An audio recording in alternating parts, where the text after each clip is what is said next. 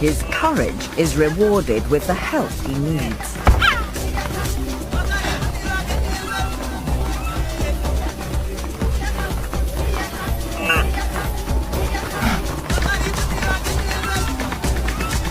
He's earned his place in an elite hunting team.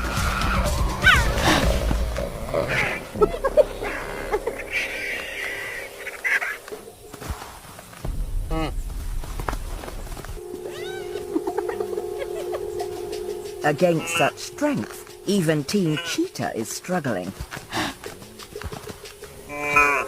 Zalika is happy to let them do the hard work. To face the threat, Duma the attacker must turn defender.